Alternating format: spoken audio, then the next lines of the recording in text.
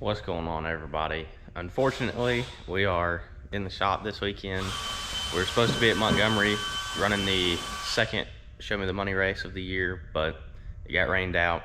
Us and the Supers were going to run together because 2 weeks before, the Supers got rained out. So they hadn't posted a makeup day for this race yet, but for now, our next race will be May 27th at Montgomery. So this weekend we're going to get a little bit of work done on this car, try and get the quarter panel back on from where we had it off, getting my other seat out and putting this seat in. So we're gonna get that quarter panel on and do some work to this car, and I guess that'll be about it for this weekend.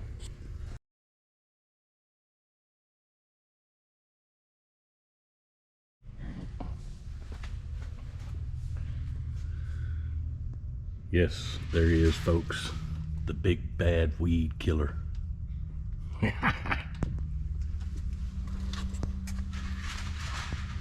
All right, we have essentially done nothing.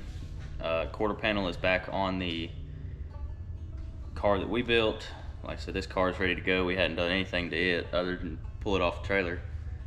Dad has cleaned the inside of the shop. I've been outside spraying for weeds. My brother has organized our bolt bin, so we have nothing to do. So we're gonna go over how much it costs to run one of these cars, a Pro Late model here in the Southeast. I'm sure if you've watched our channel any, you watch Landon Huffman's, and he has done a little price rundown on what it costs to run a late model stock car in North Carolina. So we'll give you the other end and tell you how much it costs to run a straight rail car. So the first thing you need is a chassis. Unless you're like us and you build one, it's gonna run you about $16,000-ish. About 16 to 20 for a roller. And that'll come with a couple basic parts and pieces on it, but you've got a long ways to go if you buy a roller. So you're gonna start right out of the gate with about $16,000. Unless you're like us and you build your chassis, in which case, for us, it cost about $3,000 to build the car back there in the corner of the shop. You can't see it right now, but it cost us about $3,000 in material. That's not including the gas and the hotel and all that went into it, because we had to go to North Carolina to get our material. And it took about 200 hours of labor to build it. And of course, that's with us. That's 3 of us having full-time jobs and, only getting to work on it in the afternoon. So it could be shortened if you had more time to do it, but it took us about 200 hours to build. So the next thing you need is a motor. We have both of the motors I've got listed here on my little highlight list. If you get a box stock 604 crate, it will run you about $12,000 coming fully dressed. And that's what this car has in it. The other car has a built motor, a built 604, and it's about $16,000. So those are the 2 Chevrolets we're allowed to run. There's a Ford motor we're allowed to run as well, and it's even more. I think it's about $18,000. About 22 now. About 22 now, Dad says. I think 3 years ago they were $18,000. Now they're supposedly $22,000. So depending on which motor you want to run, and the rules kind of change on motors every year, it seems like. So one year the Ford is better than the Chevrolet, one year Chevrolet is better than the Ford. You're throwing a dart either way you go. So like I said, we have both. That's because the built motor we bought used, or it had used parts in it, and the box stock is just what we could afford to get a second motor. So either way you go there, you're spending roughly $15,000 regardless. The next thing you'll need is a transmission, clutch, bell housing, all that stuff, that whole assembly. That'll go anywhere from $38,000 to $75,000. $7,500. I can't read. Depending on what you get. So these cars have relatively cheap transmissions in them. Neither one of these costs more than about $4 grand. we run Rolltech transmissions. Actually, I think this one of them is actually I think it's a Hightower in a Rolltech case or something like that. It's a Rolltech in a Richmond case. Yeah, it's a Rolltech in a Richmond case. Either way, it was bought used. So our transmissions are pretty cheap, but like Earnhardt Technology sells one that's like crazy expensive. And I think it's where you get into the closer to $8,000 is when you go to buying stuff like that. But you can get a good transmission for about $4,000, and that's about what we spent on ours. So the next thing you'll need is a rear end. We run nice 8-inch rear ends. We used to have just a regular quick change. A regular quick change probably wasn't, but like, you know, maybe $2,000. These are a little bit closer to $5,000 for a nice lightweight 8-inch rear end. On top of that, everybody runs twist axles now. No one runs standard axles anymore, so you're going to spend about another $300 putting axles in it, and that's a Per axle. right. So about $600 a set, and you'll replace them depending on how much you race. We only race about 5 times a year, so I can go a full year on axles. Other people can go, you know, 2-3 months on axles. So some of them guys, some of them bigger teams are going through several sets of years, and that gets well over $1,000 just in axles. Not to mention you have multiple diameter or thicknesses, so that can get pretty expensive. But not really figuring that in, we'll just say a rear end is $5,000. All right, so you need brakes. You're going to have brakes, even though we don't use them in a pro car. You just run over the guy in front of you. You're going to spend about $4,000. We got lucky and got a nice set of brakes for really cheap because someone ran like one race on them and had a spare set and just sold them all. But a nice set of brakes is going to be about $4,000 to $5,000. If you buy like Brembos or like the really expensive PFCs, you'll spend a little bit more, but you can get a good set of brakes for about $4,000. So up next is shocks. And shocks is like a total, this is for us type thing. There's people who spend way more than this on shocks, but for us, we figure we spend about $2,600 for a set of shocks that we run. And again, they're used, they're nice, but they were used by someone for like one night and got sold. So for us, it was about $2,600. There's teams out there that spend way more than that. They have several sets, they get rebuilt all the time. But if you're balling on a budget, you're gonna spend about $3,000 for a pretty decent set of shocks. This next one is also very dependent on how you do it. Your body. So we run template bodies. Like I said, Landon's deal, in North Carolina, they run late model stocks, so everyone is running the Gen 6 body. So his is probably a little more.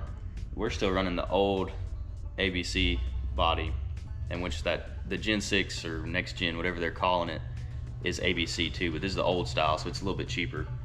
But for us, it's about $5,500, and that's with us mounting the body ourselves. If you pay to have someone hang the body professionally, it's gonna be like $7,000 or so. But about $5,000 to hang the body yourself like we do, because we can't afford to pay someone to do it.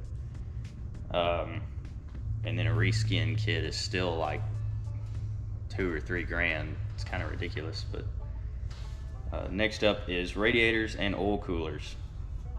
So that's another thing. Some people don't run an oil cooler. We do. But if you don't, you can still get pretty expensive radiators. We spent about $1,300 on ours. For us, that's not including the trip back to Alabama to get that one fixed in the other car.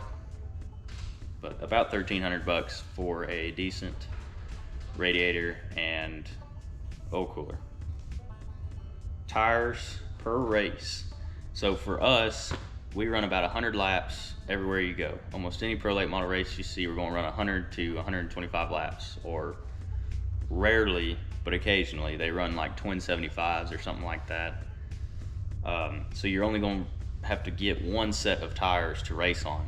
but you're also going to eventually need practice tires, because a lot of these tracks around here are really abrasive. They're close to beaches, they've got sand on them, they've got seashells in them. They eat up a tire. You almost never can practice and be like know where you're at on a used set of tires. So we generally will buy a practice set of tires, and you have to buy 4 tires to race on. So that is about 60 or about $1,680 for 2 sets of tires every single race. Along with that, you have to buy 4 tires and 10 gallons of fuel at most of these races. And fuel is about $220 per race, and that kind of fluctuates too. It's gotten more expensive in the past year, as everything has in the past few years. But it's about $220 per race for the fuel that you buy.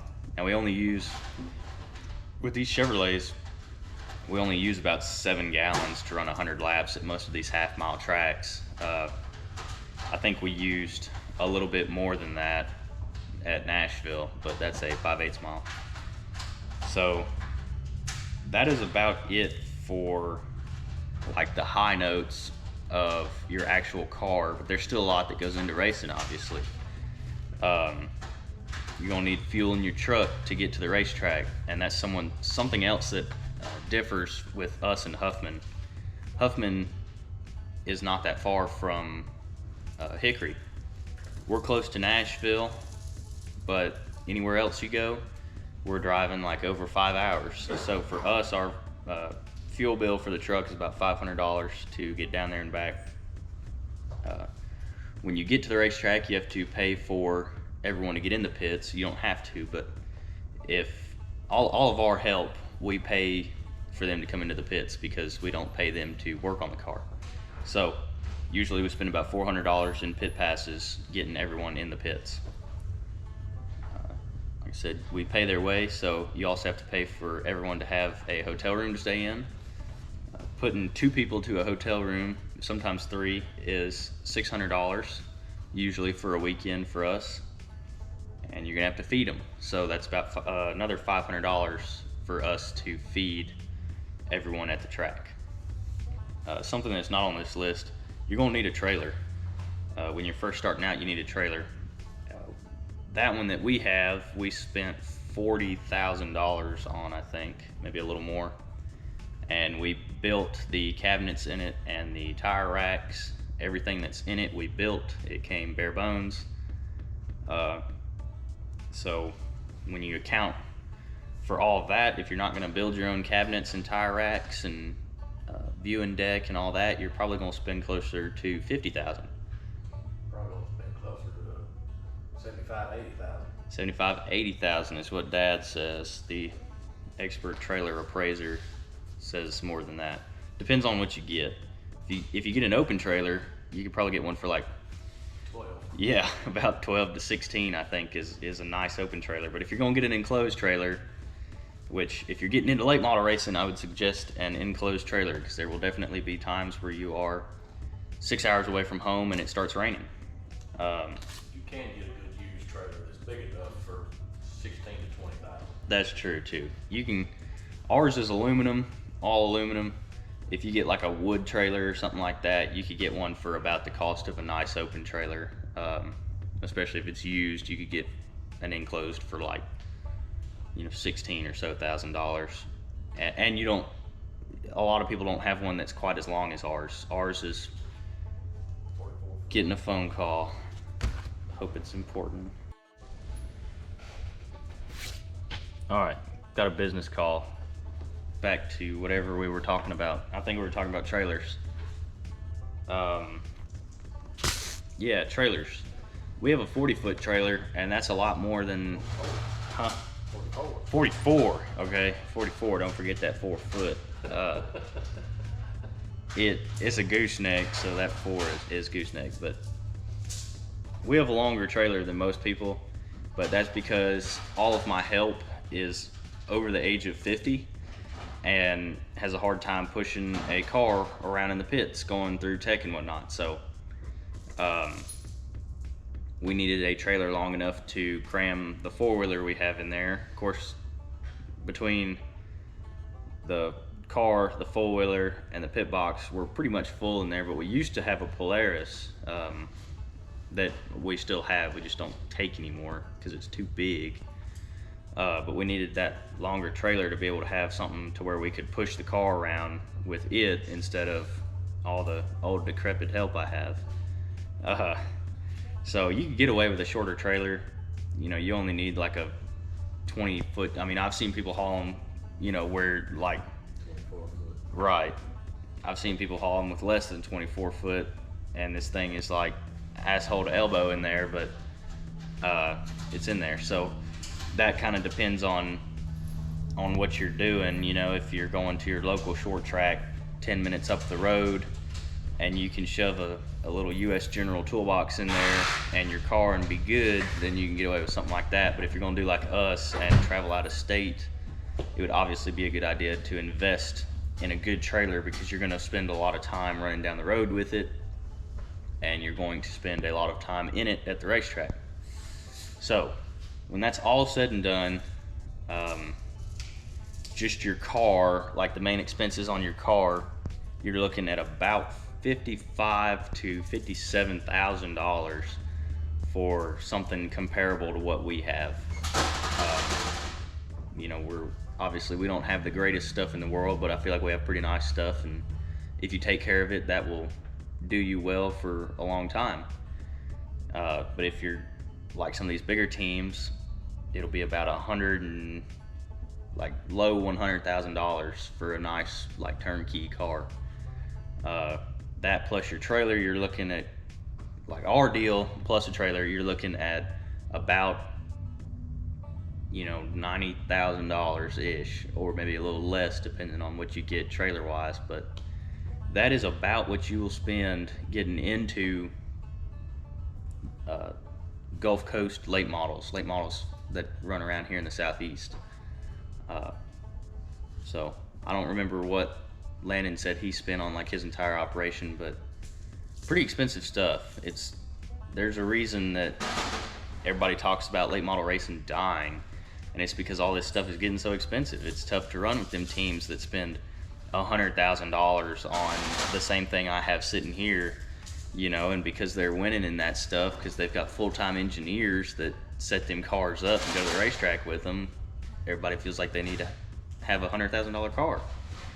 But you can do it for less. We're doing it for less. You can do it for less. We had a good run going at Montgomery. I feel like that was proof. Obviously, we didn't have the finish we wanted, but that was proof that there is speed in old junk. I mean, this is a left-hander that's older than I am. You know, there's people who you couldn't give this car away to, and yet we outran some of the good ones down there. So you can for sure do it on the budget we're doing. So if you've got, You can do it on less than we're doing. yeah, that's true. That's true. You can do it on less than we do. And that first year that we raced, we definitely spent less than that. You know, I mean, there was a time where we went and tested on tires from 2011. So you can do it cheaper. There's always someone who's doing it cheaper and who's got it harder. And it's a struggle. I mean, it's a struggle for us. It's a struggle for everyone below us money-wise. It's a struggle for people above us money-wise. It just gets easier as you go. As far as financial stuff goes, the more you have, the easier it is.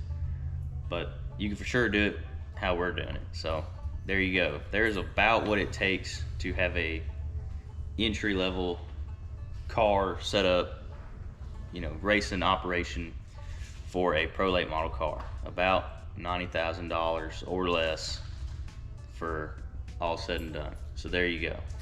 All right, there y'all have it. That is roughly the cost of our racing.